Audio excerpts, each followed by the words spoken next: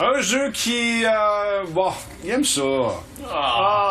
Mesdames, messieurs, Mario Parto, oui, Party 9. Voici la fiche technique. Parto.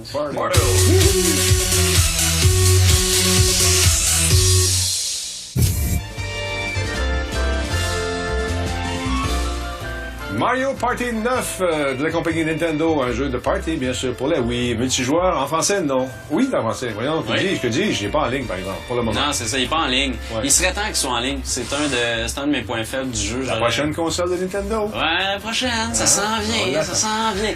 Ben, Mario Party 9, regarde, pour faire une petite histoire courte, là, moi, j'avais critiqué Mario Party 8 en 2007 avec toi, ici, sur ce plateau. Je me souviens très bien. C'était magnifique. J'y avais donné un 6 sur 10. T'étais déçu un peu? J'étais déçu. Ouais. J'étais tanné que ça tourne en rond. T'aimais ça, mais... J'aimais ça, mais... Puis je me disais... Là, ça commence à tourner en rond. Il est temps que Nintendo commence à trouver une formule qui fonctionne un peu mieux pour Mario Party. Est-ce qu'ils ont trouvé? Ils ont trouvé, enfin. Ils ont répondu à l'appel. Puis là-dedans, une chose qui sont arrangées dès le départ, l'histoire, ils sont pas trop cassés la tête. Ils ont fait comme dans Mario 3D Land, où Bowser avait volé toutes les feuilles de la ville. Et bien là, Bowser, il a volé toutes les étoiles du ciel. Donc, on doit retrouver les étoiles. Ça, on s'en sac. Après ça, le reste... les plateaux là-dedans, c'était la grosse faiblesse du jeu. C'était long, c'était plate. On avait juste hâte de jouer au mini-jeu. Les plateaux ont été vraiment améliorés. Ça joue avec beaucoup d'univers de Mario. Bon, le château hanté, le sable, tout ça. Mais là, déjà, je vois que t'es comme quatre dans une petite voiture. Oui, exactement. C'est ça, c'est qu'avant, chacun y allait de son tour. Ouais. Maintenant, on y va chacun de notre tour, sauf qu'on fait tous le même trajet. Donc, c'est un coopératif quand même. Donc, si on est 4 personnes dans l'auto, on va tous y aller de notre tour, mais on va faire avancer l'auto. Il y a même un moment dans le jeu où on est devant une falaise, puis il faut attraper le bon chiffre pour pouvoir sauter l'autre côté de la falaise. Fait que des affaires comme ça, c'est intéressant. Les mini-jeux, il y en a 80 là-dedans. Très intéressant. La plus grande sélection de mini-jeux qu'il y a eu dans un Mario Party jusqu'à date. Puis, c'est des bons jeux quand même. Moi, j'avais peur que ça soit tout le temps avec le Shake ton Wiimote. Brasser le Wiimote, ça, on est un petit peu tanné de ça. Puis, on y est allé vraiment là avec soin. C'est très bien dosé. Il n'y en a pas trop. Y a-t-il un aspect compétitif?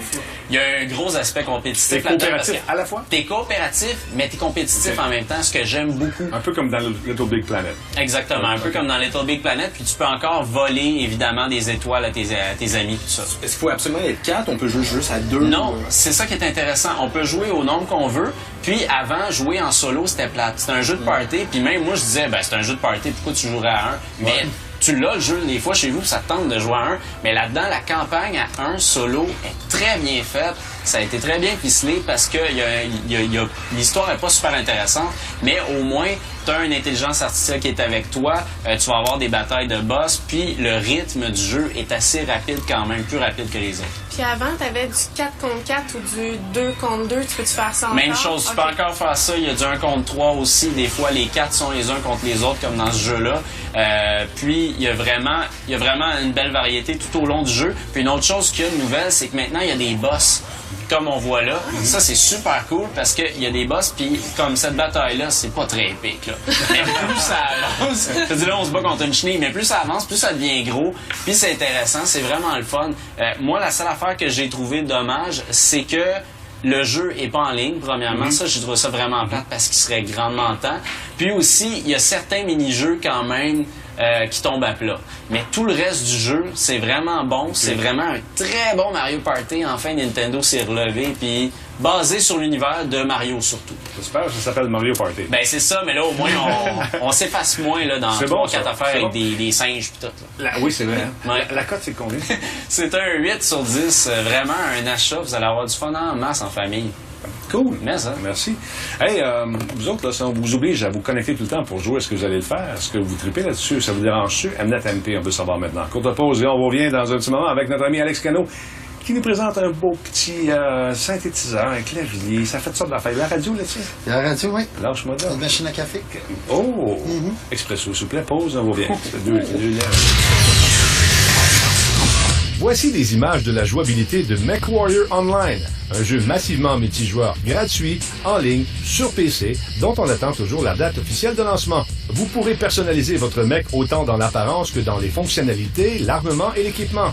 En vous inscrivant maintenant à MechWarrior Online, vous réserverez ainsi votre nom de personnage avant que quelqu'un d'autre ne le fasse.